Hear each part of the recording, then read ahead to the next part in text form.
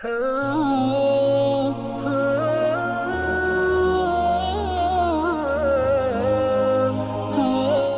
today's webinar is really important. It's a great topic. It's an intrinsic part of our Sunnah. And we have a great guest who's going to offer her expertise and advice. Our topic today is Marriage 101, Staying Connected in a Disconnected World. Since the lockdowns worldwide and the ongoing pandemic has put a lot of stress, tremendous stress on couples and on families. And unfortunately, the divorce rate in the US, the reports that recently came out, have seen an increase of 34% from the same time last year. So it's disheartening. And the most of the couples are pointing to just this time that we're in, the lockdowns and the pandemic causing such great stress. So without wasting any more time, I'm very happy to introduce Dr. Afshana Haque. I will be putting her website in the chat, so if you want to learn about more of the work that she's doing later on. Dr. Haque is a marriage and family therapist based out of Houston, Texas. She specializes in Muslim family mental health and the unique stressors they face living in the West. The focus is on tips and advice today for Muslim couples to strengthen, reconnect, and how to help best support one another during this unusual time of this pandemic especially. So, Dr. Haque, anything you want to add, and just welcome. Thank you so much for joining us. And I know we've been trying to coordinate this for a couple months, so I'm glad it finally worked out. No, thank you so much for having me. It's such an important topic. I mean, we are in uncertain times. We're facing a pandemic. There's already been so many changes in our lives just as Muslims. So throw it all in together into the mix. I think it's so important to have seminars like these to help guide us a little bit in how to navigate these, again, these very difficult times. So thank you for having me. Great. I'm so glad that, and I know this is a topic that our families have expressed a lot of interest in too, so I'm glad that we could bring this to them. So we're going to just start out by talking, what are the stressors? I mean, this is nothing we've ever had to face ever in our life. The pandemic, we keep talking about the pandemic and this big overarching thing, but what have you seen, the kind of things that it's kind of creating the stress or the problems or any issues you've seen particular to the pandemic on couples and on families? Yeah, excellent question. So the biggest thing that I'm seeing is that not necessarily that there are like a whole host of brand new stressors that are coming up. I mean, there are certain things, you know, like the homeschooling and figuring out maybe financial stress or illnesses in the family. I mean, of course, that's all there, and that's what we're all having to deal with. But I think some of the key issues that are really rocking our families is, I mean, if you think about it, I'm going to take a step back for a minute. So if we go back to just how they see families, Muslim families, most families of cultures who are Muslim, if that makes sense, you know, there's more than just Desis. We don't have a great blueprint for handling conflict, right? If we look at our parents' generation and the way that their relationships were perhaps and how they handled anything challenging, anything stressful, we would have a lot of help from the villages, from extended family, from our neighbors, from the whole community around us. And so we are sort of trapped in this position. We don't have a lot of tools that have been passed down to us or examples of how to handle problems faced between just the spouses, right? Especially in this pandemic, that's what's happening. We're cut off from a lot of our families. We're cut off from a lot of our friends. We're having to handle things by ourselves. So our communication skills may be lacking, conflict resolution skills between spouses. Number two, we are any issues that may have already existed in the family, whether it's between the couples, whether it's parenting issues, what's happening is they're being magnified, right? It's so easy on a daily basis, you know, to go off to work and to be, you know, dropping off the kids, taking them to their activities, being focused on housework, that you're not really thinking about those issues as much. But now that we're sort of forced to just sit there and reflect on everything that has happened, and now there's nowhere to run, there's nowhere to distract ourselves.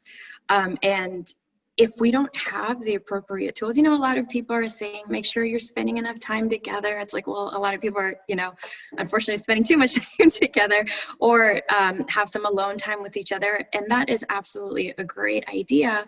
But if you don't have the proper, I guess, just the understanding or guidance and being able to handle difficult situations, then that's going to feel even more difficult when you're faced, you know, with each other. And you're like, okay, I know I have all these issues.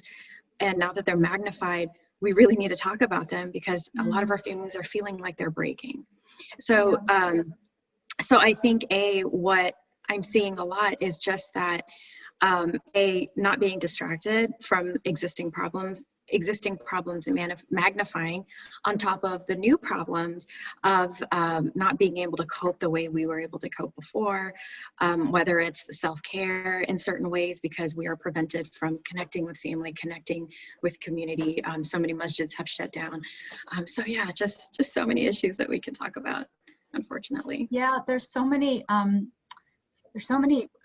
big things you just talked about. So I want to kind of break down a couple of them. One of them is how you said we're cut off. A lot of us don't want to visit our parents or the people that kind of helped us and supported us in this time when we needed extra support. We needed babysitting or things like that. But now we're worried about exposing them or anything to the virus. So we purposely have kind of just become a nuclear family again, which in the Muslim community is unusual, actually. I mean, we're very used to being part of this multi-generational family and community.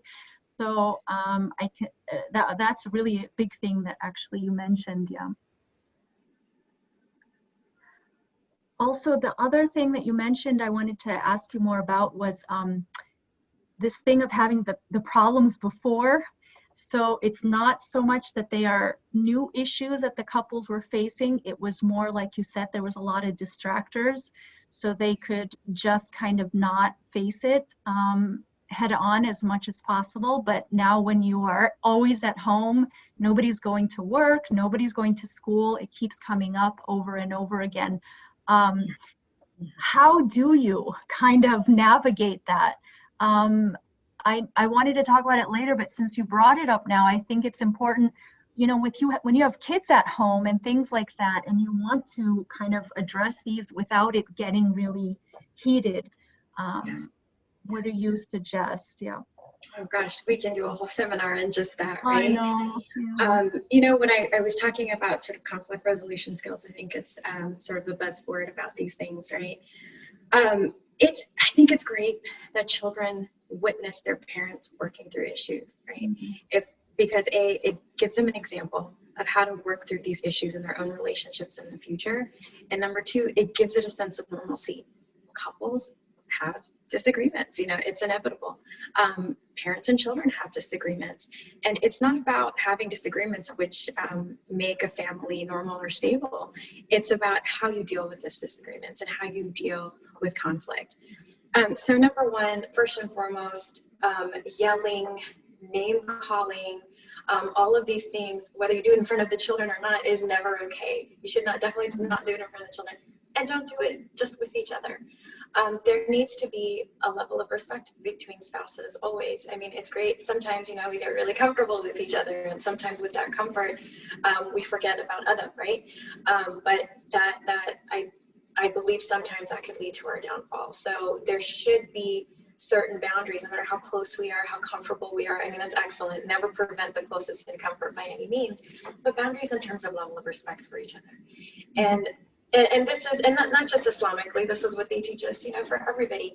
If anybody's ever taken any sort of anger management courses, when you are heated, when you are in this emotional space in your mind, in your heart, you will not be able to convey the message that you're trying to convey, in a way that you even want to be said. Number two, in a way that will be received well by your spouse, right? If you're in this threatening or blaming kind of a position, then immediately the only thing that your partner will be thinking about is all of the ways to argue against you, right? All of the ways to defend themselves.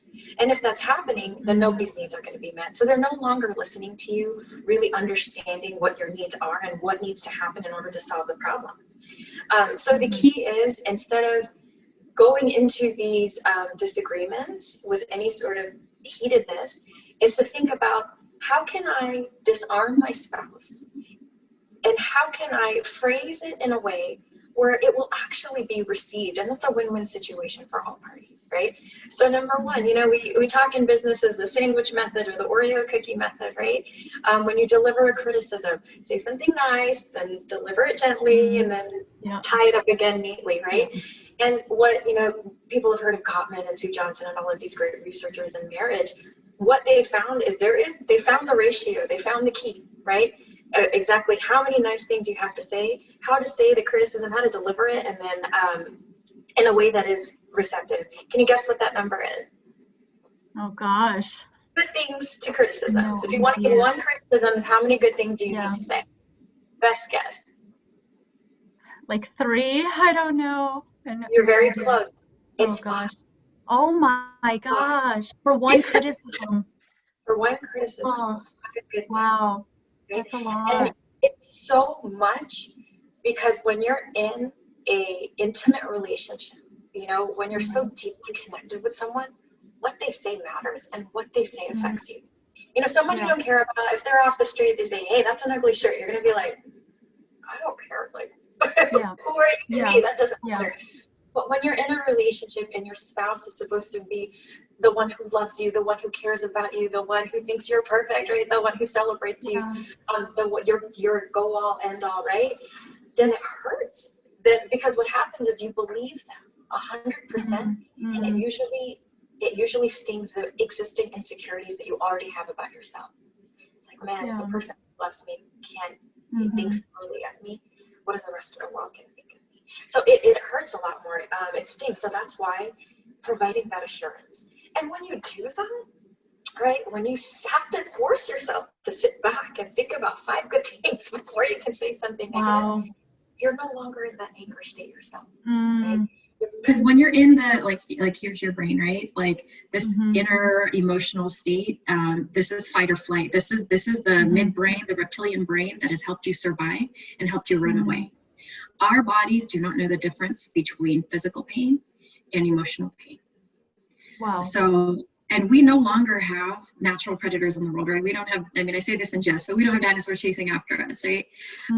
But we have evolved to be able to escape from those dinosaurs. If you see something that's threatening, we run. Now, what are the threatening things in our lives now? There's no more dinosaurs. We have no lions or saber-toothed tigers or anything for that matter. But who hurts us the most? Our relationships, right? Our moms, our brothers, our sisters, our spouses. The people closest to us have the capacity to hurt us the most. But how does our body perceive it? We've evolved this way for thousands of years. We're really good at protecting ourselves. So we react in a way as if a dinosaur is coming after us, about to eat us. Wow. And that's why it becomes so painful. It becomes so heated.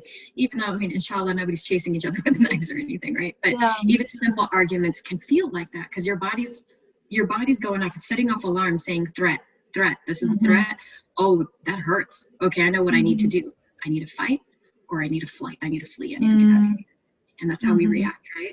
As soon as our spouses say something, we either lose, right? We start yelling back, shut down, right? We say, you know what, I'm not doing this anymore, and we retreat. And so because of that, we have to get out of this amygdala, this emotional portion of our brain, and we have to get out here in the prefrontal cortices.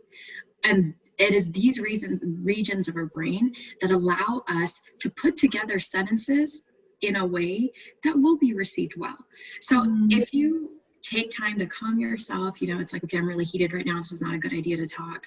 When you are in a better state, go to your spouse, be like, hey, I really appreciate how I noticed, you know, you helped our son or our daughter do their homework. That was really nice. Mm-hmm. You know, I really appreciate how you've been the #1 provider for our family, or a co-provider for our family. Thinking Mm-hmm. about, even if it's little, like, you know, I really like your beard. It's nice. You know, whatever it is you can think of. And then it's Just like anything to kind of diffuse that. Yeah. yeah, like I know, and especially related to the topic. So if you're gonna bring up a topic where you have to clean the dishes more, right? Talk about things that you've noticed they have been doing around the house first. Because if you go jump into, you need to do the dishes, well, I did this and I did this and I did this. Well, guess what? You've already taken care of that. You've already pointed out everything they've done. And so when they hear that you see them and that you acknowledge their what's right about them, then they'll be like, okay, well, she sees that, so she must not think I'm all bad. So what is it that she has to say, right? And it's like, okay. And then of course the delivery, right? You know, not, you know, your mother never taught you right, you're good for nothing, why did you do it, right? It's supposed to be, you know what, I know you're really busy and I know you're tired at the end of the day. I am exhausted as well. How can we do this? You know what, I really need help with the dishes. Is that something you want to do?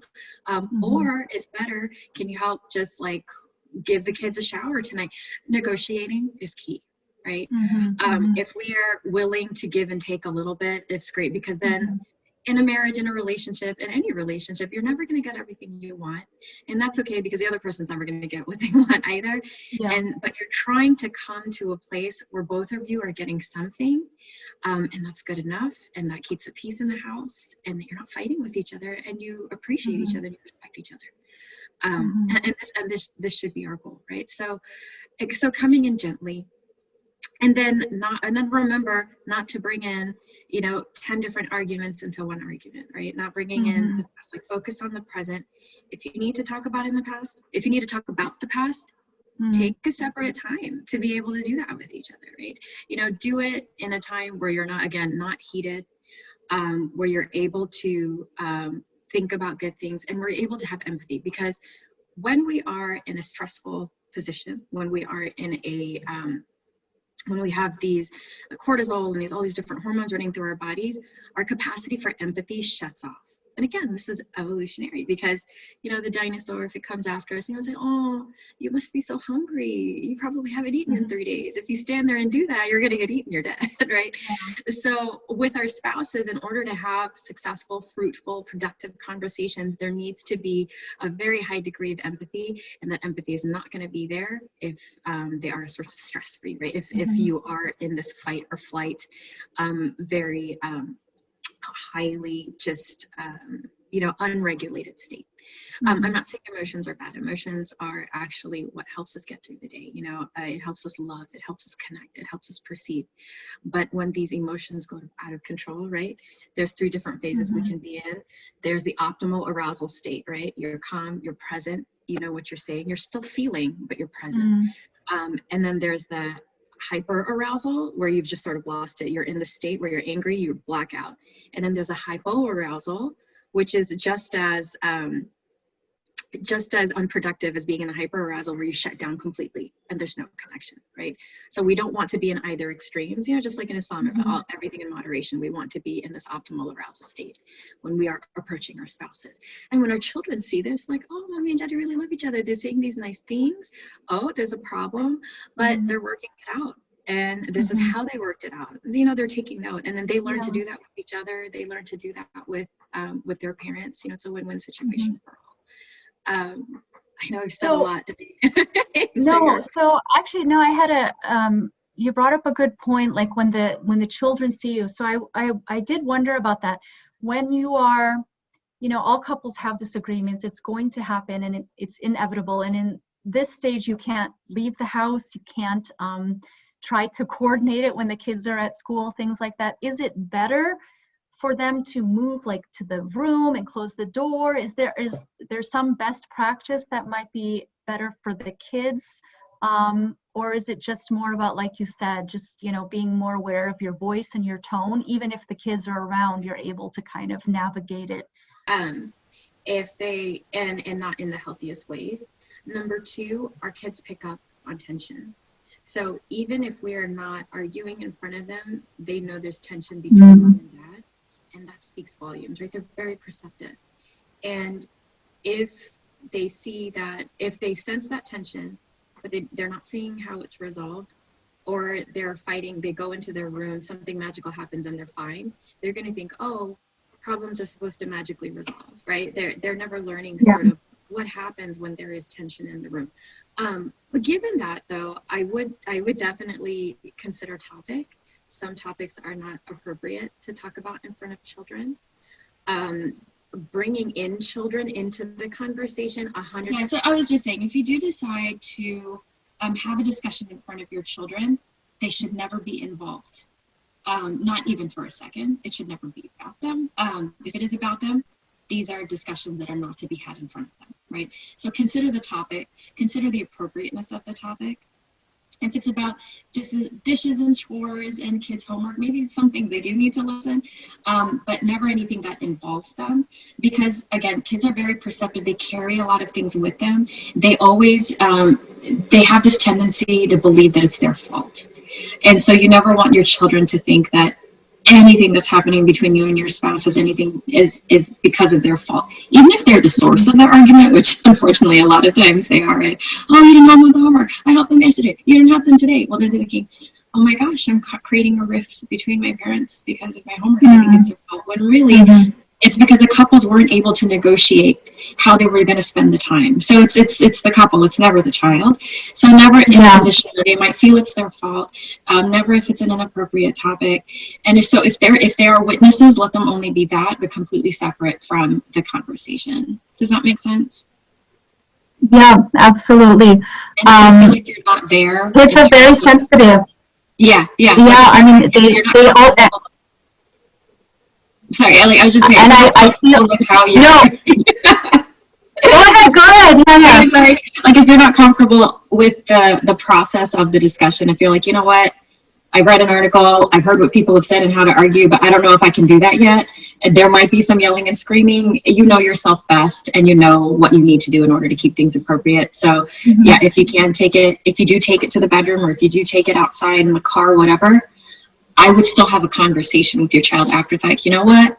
And it can be very simple, like mommy and daddy didn't agree on something. You might have noticed we were mad at each other, but we talked about it. We worked it out. Everything's okay now. We love each other and we love you. Simple as that. That's so important. I think kids, because their world is just them. So it's very hard for them to understand that this really has nothing to do with you. So I really appreciate you saying that, circling back with them and just reassuring them, we love you and we are good, and just a hug and maybe a chance to ask, do you have any questions, or, just to make sure that they're okay with it. So I do appreciate that. How can couples carve out any type of alone time when you're in the house together all the time with the kids? What do you, especially when I understand if you have older kids, teenagers, things like that, it's okay, the couple can go out by themselves for a walk and things like that. But when you have little ones who do need to be supervised all the time, what do you suggest? What are your suggestions for couples to kind of reconnect? Like you said, it's really important thinking about what phase in life you're in and the age of your child and what's appropriate. If they're really, really young, they're sleeping more. You're probably not sleeping 14, 15 hours the way your child is. So taking advantage of their nap times, taking advantage of their sleep times. And I know some kids are just not good sleepers. If they like to sleep really late and you don't get that nighttime, wake up early. A lot of kids who like to sleep late don't wake up early, or vice versa. A lot of kids who wake up early, perhaps they sleep early. So whenever they are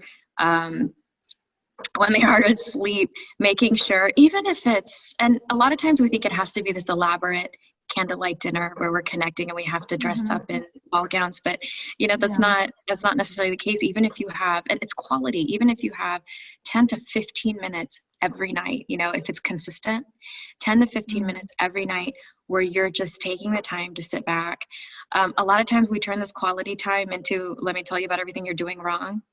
make that a separate time. So schedule time for discussions, healthy discussions, and schedule a time for quality. We can call it love time, or we can call it our connection time. So make sure you're scheduling that. Scheduling is so important. Structure is so important. We're having to reschedule and restructure our lives because there's no natural structure set in place for us. It's so easy to, you know, be in pajamas, be in school, eat at different times, right? Sit down together as a family, be like, you know what, we need structure, we need routine. So important for kids, so important for couples. And when you're structuring your routine, don't just schedule your work times and your homework times, schedule the down times, schedule the nap times, schedule the connection time, schedule the figuring out our issues time. And when you do that, even if it's a little bit, if it's consistent every day and you commit to it, you know, this has to be a schedule that you can commit to. Once you sit down, the best schedules are created collaboratively, so that you have everybody's input, so nobody feels like something's unfair or they're doing something that they don't want to do. After you do that, assess it. Be like, how realistic is this? And then make changes accordingly. And after you do that, commit, right? Commit. And if it doesn't work out, address it the next week. Be like, okay, you know what? Maybe this was a long shot. This didn't really work out for us. Let's try moving this here, or let's try minimizing this and increasing that until you find something that works for you. You know, we've been in this pandemic for a long time. Unfortunately, we don't know how much longer it's going to last. So you have time to really juggle with the schedule and find the right one that fits for you, your family, for yourself, right? You want that alone time with your spouse. Sometimes we need alone time with ourselves. You know, we want time to connect with ourselves, connect with Allah, connect with whatever it is that you need to do. You know, when kids are, sometimes even if you're at home all the time, when kids are in school and spouses are at work, well, you're at home, you stay home. But or even if you did work yourself, then you would get that, even if it's not alone time, it's just separation time where you just have a different change of environment. So if you're not getting that anymore, building that into your schedule. And it doesn't need to be an hour or 2 hours, although that would be nice. Do whatever is realistic for you. And if you think about it, 5 minutes every day, it adds up, right? It's like, oh, that's eventually that's a whole hour that I just had over these past couple of weeks. And I couldn't imagine having that much time to myself. So building that in, making it quick, right? If you are just asking, there's apps where you can ask your spouse each other, like where you can sort of rediscover each other. Like, oh, what are your hopes and dreams? What it was when you first got married is probably not the same. You know, what are your biggest fears? What are your concerns? What do I do that makes you happy? You know, what do you love about me? What do I love about you? So even asking simple questions, connecting with each other, or even sitting in silence with each other if you're not a verbal kind of couple, and if you're more about touch, you know, holding each other's hands, getting peace and comfort from each other. Some couples I know, I mean, mashallah, they read Quran together, they read stories with each other, or they watch movies with each other. Just whatever works for you as a couple, that's easy, that's quick, and that provides peace in your lives. I love that. I love that you mentioned, and I think it's important for the spouses to both know, like, this time we're carving out, this is our special time together. So there's boundaries around it. It's like, we're not going to bring up issues right now. This is not the time to kind of nitpick each other. This is just, we are going to just hang out and just kind of relax right now. So I think that's a great idea. I never thought of it that way, that you can kind of like section it off. So also the other person doesn't feel, oh no, what does she want to talk about now? And then like all the anxiety starts coming in, like, oh gosh, what is this going to be about? But it's really just, you know, just kind of hanging out and reconnecting. So I like that a lot. I also really appreciated that you mentioned just for each person to kind of find their own alone time too, because that is so hard right now. With everybody home, I think, like you said, even if you're just going out to your, you know, your back patio or backyard or something, just for some fresh air. Your car, you know, just having your coffee like outside of the house, even if it literally is just outside the door. I've even just gone right outside the front door and closed the door just for some, okay, they don't know where I am right now, and this is okay. It feels good. I think it's kind of amazing how it doesn't have to be a long time, but you do have to be intentional about it. That's the thing. The time escapes you. So. And being compassionate with yourself, your kids don't have to be perfect. They don't need to be making hundreds right now. The house does not have to be squeaky clean. If they're alive, if they're healthy, if they're getting their vitamin C's, if they're fed something, this isn't going to last forever. And reconnecting with nature. So, like you said, fresh air, feet in the grass, doing the Vicar. That when I was talking about the prefrontal cortex, subhanAllah, Yes. There's studies out of Harvard that say even 5 minutes of meditation, 5-10 minutes of meditation, focused, it increases the density of the prefrontal cortex. Now, what do we do 5 times a day, right? That's basically our meditation, the dhikr, the prayer that we do, the focused time that we have with Allah. What is it doing? It's increasing the matter in our brains. It's increasing the density so that we are better prepared to handle our challenges, to face our relationships, in the best way. In about 5-6 minutes, I'll get to the questions. So if you have any questions, please send them in and we'll go over them. So I know you talked about the problems that you had before, even the pandemic, they kind of now are exacerbated in this like fishbowl we're just in all the time. But what about the other side where people have been pretty okay, but then now this is just kind of, they seem to be fighting a lot more than they did before. Like they were actually seemed to be okay, I guess, but then now this has kind of created a whole different issue that they're not navigating very well. What are your kind of thoughts on a couple things. So first, thinking about, I use this analogy to have a computer, right? If you run an easy software, the computer seems to be doing just fine. You run a rigorous software, all of a sudden computers having problems. So things like that, like perhaps you had little things here and there, but the existing sort of coping strategies that we have, time with our parents, time with our extended family, time away at work, time outside, time exercise, self-care, help sort of like, I also use the analogy of the cup, right? You have a cup, you have some stressors, but you're able to cope with it. The stressors are down. If you're in a position where you have these things, but you don't have your existing coping strategies, they just build and build and build, right? Perhaps there were some issues in the household. For example, I'm going to go way back, like society, culture. Unfortunately, it's really not set up ideally for women to be having all the things that we have on our plates. Like more and more women are educated, more and more women have careers, and more women are choosing to do all of these things. But our society and our culture and our norms are not set up for that to be sustainable. Women are expected to be superwomen. We're expected to make the money and take care of the children and keep the house clean, like we're expected to do all of it. And this is very unrealistic. It's very unsustainable.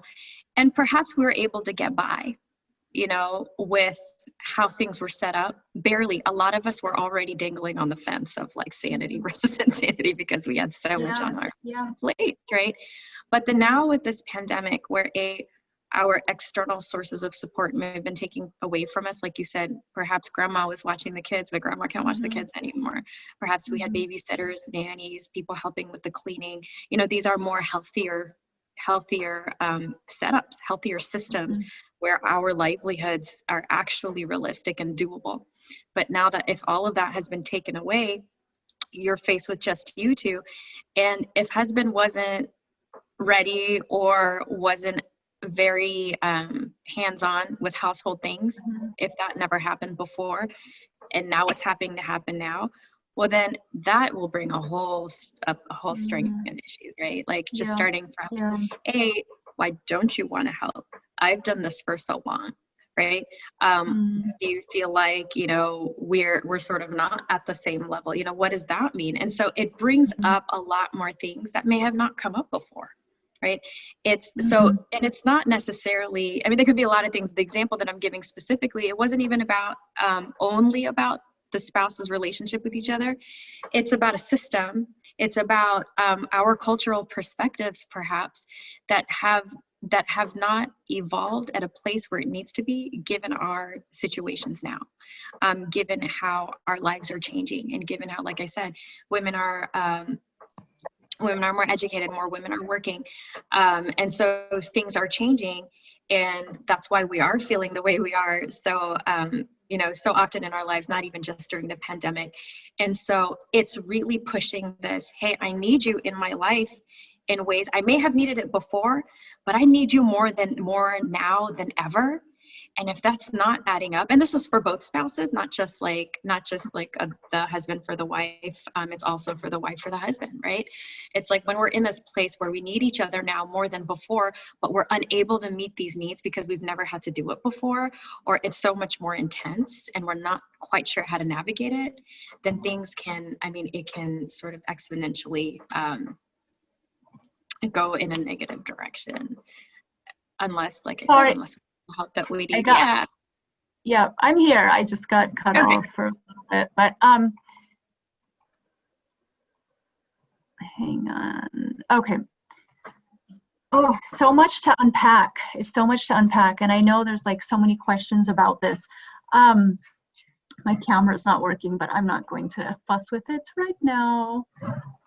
A question that I had also about, actually a question that came up earlier from someone else that was asking me, they couldn't come on, but they wanted to make sure, that has happened actually in society in general, which is that, like you were saying, women being educated, women having all these jobs, all this stuff, even in our conventional Western society, women have had to now kind of give that up and turn to being the full-time caregiver that they were not before. And this is not just, in our community, in our Muslim community, this is actually just now rampant everywhere. So I think, there's a lot of negativity coming from that, probably, of, a lot of maybe sadness that they kind of have to like go through, that they went through all this and now they're having to not be able to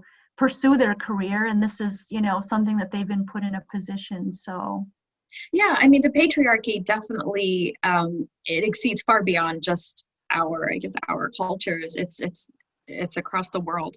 The pay of men is more than women, no matter who you are or what culture you come from, and it's because of that a lot of women are like, well, you make more money than I do, so I guess I'll be the one that drops my career that I've worked so hard for. And you're probably not making money because it's not based on merit, right? A woman can have the same exact job. They can work just as hard, if not more, but men are typically paid more. And that's just the reality of the situation. So a lot more women are having to back down, saying, okay, well, I guess since the kids are at home now, we can't hire anybody, right? So one of us has to stay home. It's going to be me. So yeah, you'll have a lot of, you can have a lot of resentment. You can have a lot of upset. And then it's like, wait a minute, some women are working, they're working from home. So now I'm working from home. A spouse may be working from home as well, but then she's still shouldering a lot of the previous responsibilities before. It's like, wait a minute, if we're doing the exact same thing, why shouldn't you sort of help around the house as well?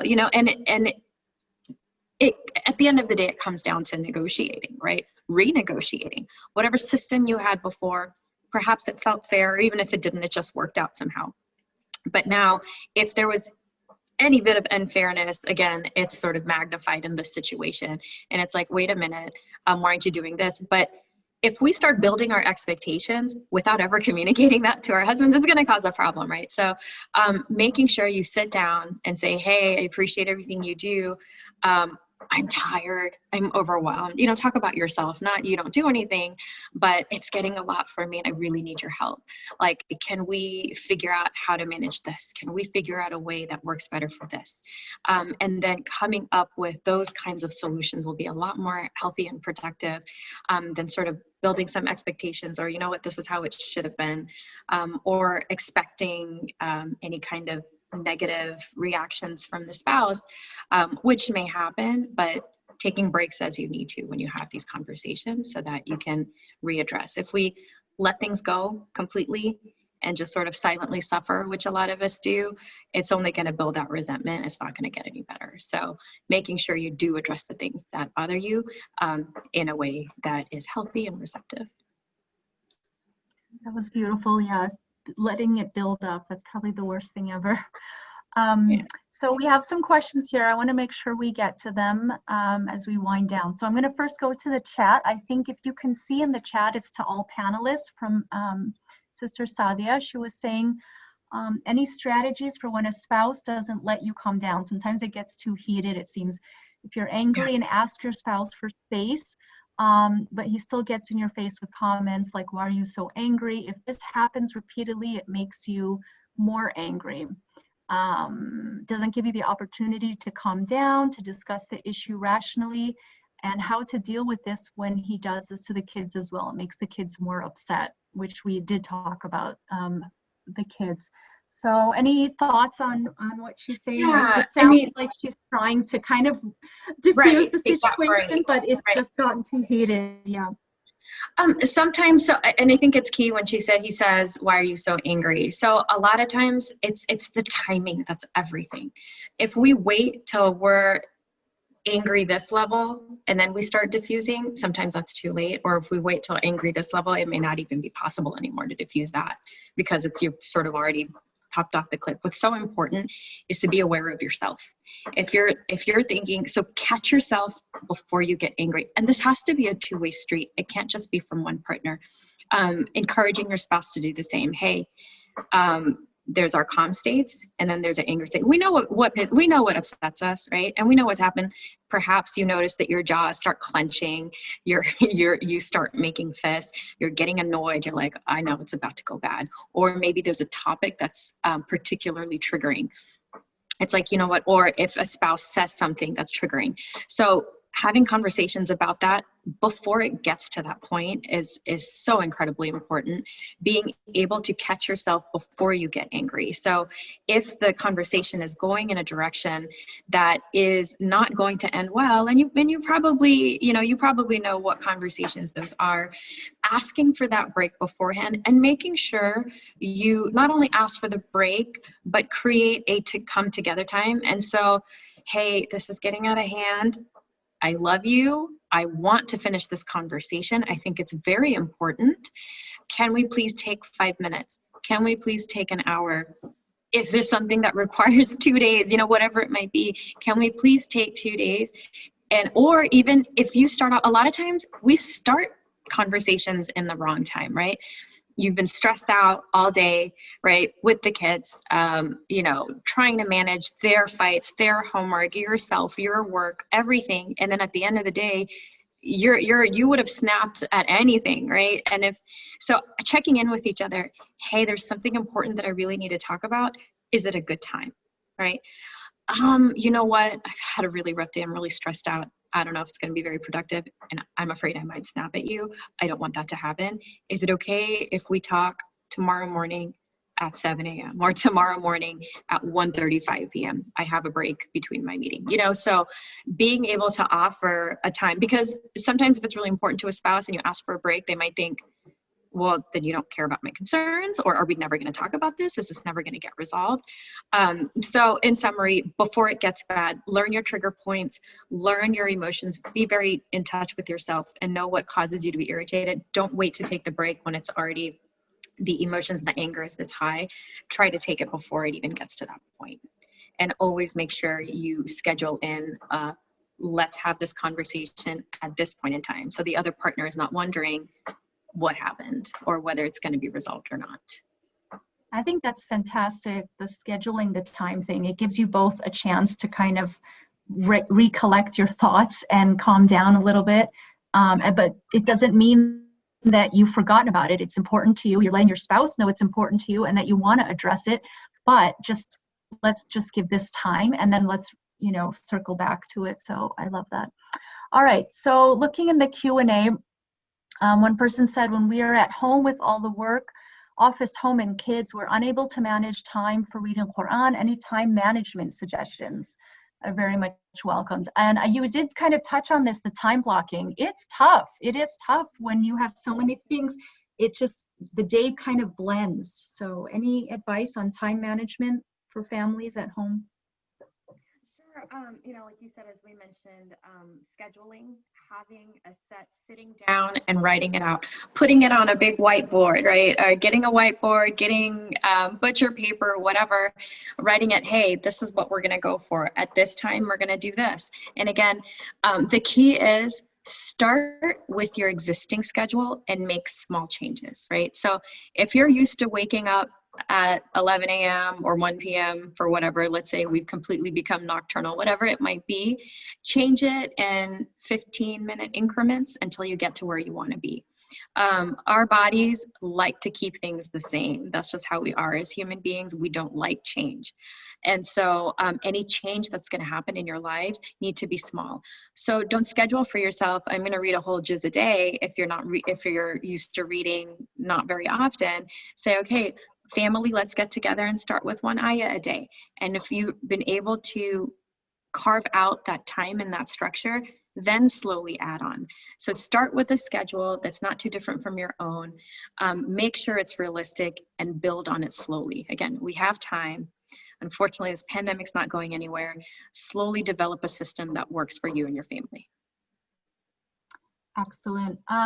Let's see. The next one says, Dr. Afshana mentioned something about not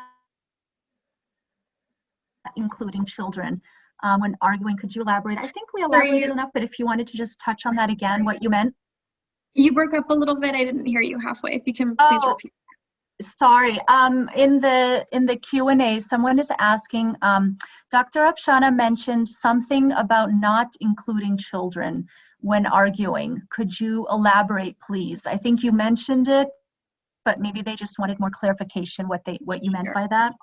Yeah, I mean, if it's not including them when it's an inappropriate topic, or if it's about them, because you don't like, if they're not about them, but perhaps they were, their lives are a source of the trigger. Like if you guys are fighting over who needs to help them with homework, I think was the example that I gave, they might interpret that as, oh my gosh, I'm causing problems with my parents. Even though it's not their fault, it's just a matter of you guys figuring out who needs to take care of what when. Or if it's a matter of, the kid didn't do well on the exam, right? Well, you didn't study with them good enough. So if it's about them particularly, I would not have those kinds of conversations in front of them. Number two, if it's a sexually related topic, depending on how comfortable you are with that children or how old they are, that is probably, needless to say, not to be in front of kids. If it's about in-laws, unless you can do it really well and really tactfully, I would be careful with those types of topics. But anything else, figuring out chores, figuring out, hey, I don't like the way you talk to me, I don't like what the word that you use, and just if you're able to have it in sort of the style that I propose, where you're starting off with empathy, you're listing off the things you appreciate about them, and then other things that we didn't go into, but these are the things that I work on in therapy, right? We say, hey, this is what I heard you say, because a lot of times our spouses are saying something, but we're only understanding what we're worried about they're gonna try to say to us. So sometimes we're arguing at things that they didn't even say. So checking in, say, hey, I heard you say this. Is that what you said? If I was in your shoes, I would feel this way. Is that how you feel? Gosh, that's probably really tough. How can I support you? What do you need from me? So this is sort of the structure that you develop in there. But back to the original question, using your best judgment in what topics you think would be appropriate versus inappropriate in front of your children. I really like about the what you just said. This last thing is very appropriate, actually, is a lot of times what the other person is saying is not what we are interpreting it as. And so reframing that question just to clarify, because a lot of the miscommunication is just in the delivery itself. So if we can just make sure, I want to make sure I'm answering what you are asking. That's what you're so saying. That was great. Yeah, that's a great point. Or we miss half of it. Let's say they say something that we're thinking about it, and we miss half of what they just said, and then exactly. We're there in midpoint. Yeah, really, really important to just reframe, active listening. Just check again and make sure before you respond. So there's a sunnah of the hadith. Someone's asking that says there are more women in hell since they were ungrateful to their husbands. And how do you define gratefulness in today's context? It's an interesting question, I guess. Gratefulness. So how do you define gratefulness? Yeah. Gratitude is so important. I mean, again, they're doing so much research in this day and age, saying that that's what helps us. I mean, it's so easy to get stuck on the things that are negative, right? Because actually we were made that way. Allah knows how he made us, and that's why he tells us the things that we need to do, right? Be grateful, be thankful. It's if he's asking us to be thankful to him, right? Our creator. And that can be challenging for us sometimes, then it's going to be that much harder to be grateful to our spouses. Now, I don't limit it to just your husband. I think it's important to be grateful both ways, right? Because if you're in a position where you're not feeling appreciated, it's going to be difficult to appreciate someone else. And that's human nature. In terms of how that was phrased, I mean, that's a different topic altogether, in terms of the hadith, and I won't get into that. But just from like a human point of view, a psychological point of view, how our brains work point of view, it's important that there is a balance. And that's what I always keep coming back to. If there is imbalance, if there is injustice in the relationship, the positive stuff is going to be difficult, right?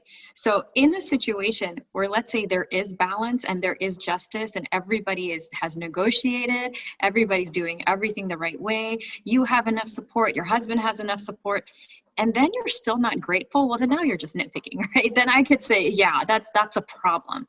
But again, you have to think about the context, right? So yes, if you're in a situation where all of your needs are met, all of his needs are met, things are going well, and you still can't be grateful, that's a different story altogether. Now, if you're in this situation where there's not necessarily, I guess, fairness around how things are being handled, you're overburdened, you're overpushed, you're not appreciated, you're abused, then saying, oh, but you need to be grateful, does not make sense, right? We still have to use our logic, right? We still have to understand what kind of context will bring that. So if you want to get to that gratitude, you have to deal with all of it. If you just skip it all and say, well, I'm going to try to be grateful and ignore my problems, you're not going to be very successful. So I think that's something that's really important to understand as Muslims as well, is we need to address everything. We need to address the full picture so that we can be in a place where we want to be as ideal Muslims. But that's not going to happen if we let everything else go. So just like saying, oh, I'm going to have trust in Allah and not take my medicine, right? Because Allah is the healer, right? Allah is the source of shifa.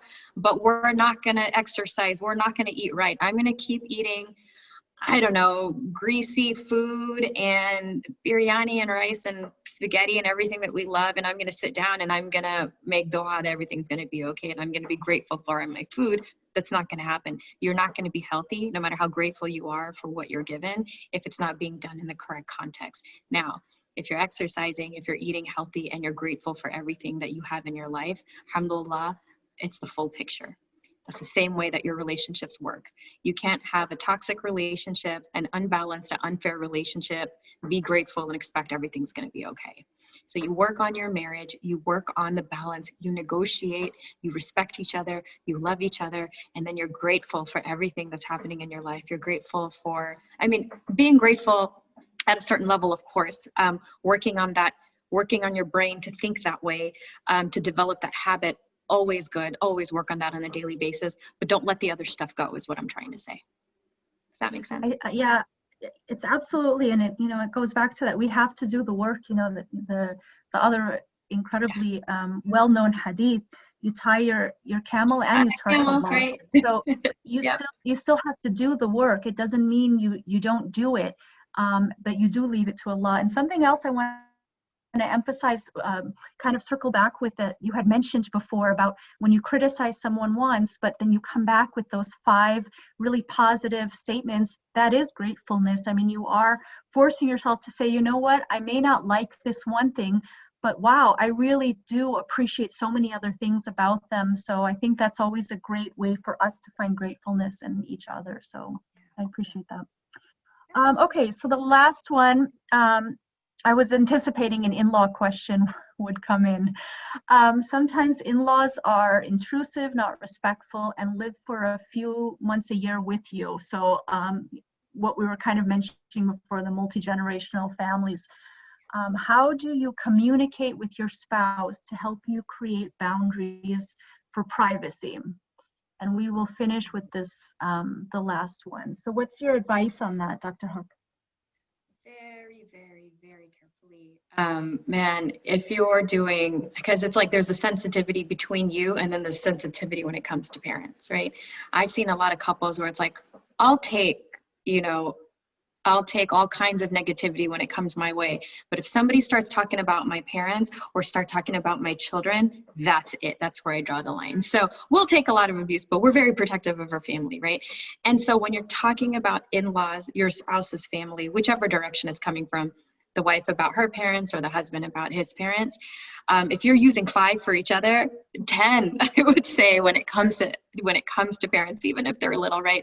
I appreciate your parents. I appreciate that they watch our children.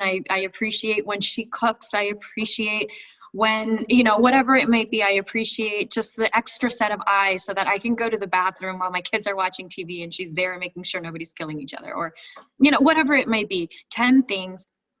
Never anything that I said, rules of engagement when it comes to your spouse, more so when it comes with the in-laws, never any name calling, never any criticism, being as gentle as possible, but being firm, right? It doesn't mean it's okay for your rights as a spouse to be bulldozed. So if you need that privacy, be like, hey, let's set a time where we can all be together. And I love that. And it's great. And it's fine. We need that as a family. I was wondering if we can also set aside some time where there is some privacy between, I miss you. I miss our time together. I need some time to regroup. I need some time to regenerate. And a lot of times this directness, if it goes well, alhamdulillah, perfect. If you're being very grateful and respectful and generous and all that stuff, that's wonderful. Sometimes, unfortunately, we just have to carve out ways and think about, hey, what is going to cause the least amount of friction? What is going to be more acceptable? So if it's, hey, I need to get some work done at a coffee shop, make it about work. Don't make it about I need time away from my in-laws, because that can be seen as disrespectful. You know what I'm saying? Sometimes even bringing that up could be difficult. So it's like, hey, I need to get some stuff done. I need to run some errands. Work in your self-care time in a way that is not triggering for the spouse. Because I know culturally it could be very difficult.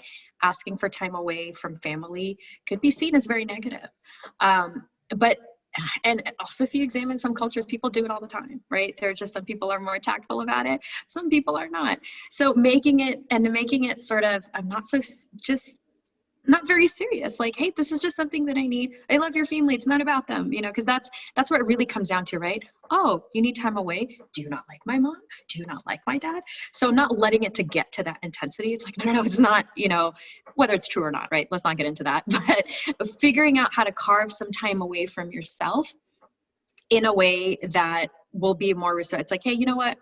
My spouse doesn't like it when we try to create privacy or do anything without them, but I know he's respectful of me getting my work done, or he's respectful of making sure our child is studying correctly. It's like, okay, well, we're going to go to the library, spend some time on their schoolwork, or whatever it is, ways that sometimes you have to get really creative in doing that, things that that they will respect and not take offense to. And like I said, I've worked on this with my clients in the past. We really have to sit down. It's like, yeah, they'll find this offensive, but you know what? They let me do this and they don't seem to mind when I do that. I was like, okay, well then do more of that. Think about what works and go along the same vein. Study your other family members, right? Like, it's like, oh, I noticed X, Y, and Z said that and they didn't have a problem with it. I'm going to try that route. So just being perceptive and sensitive and respectful, and inshallah, making less of dua and going from there. I love how you put it on yourself, and that's so true. Instead of framing it that we're always with them all the time, or it's she's your mom is always like coming with us. Instead, just I miss you. Just like your feelings, letting them know that this is actually me. I actually miss our alone time. I miss I miss hanging out with you. Do you think we could do this? And I think when you put it in a way, the way you were saying exactly, which is taking ownership of the feelings that you are having, and it has really nothing to do with them. It's just looking deep inside and saying, well, what are you feeling right now? That's what you need to express. So hopefully, inshallah, that's great advice. So thank you. So we're kind of at the end. I'm sorry my camera went out at the end. I don't even know what happened, but I am here still. Jazakallah khair so much. Thank you so much. This was really such an eye-opener. This was lovely. And if you're in Houston, you could, contact her locally too. She is there. She practices out of Houston. So inshallah, Dr. Haque, I look forward to talking to you again. And thank you so much for today. Thank you. Thank you for having me. It was great talking with you. Be safe. Take care. You too. Assalamu alaikum. Assalamu alaikum, everyone. Assalamu alaikum.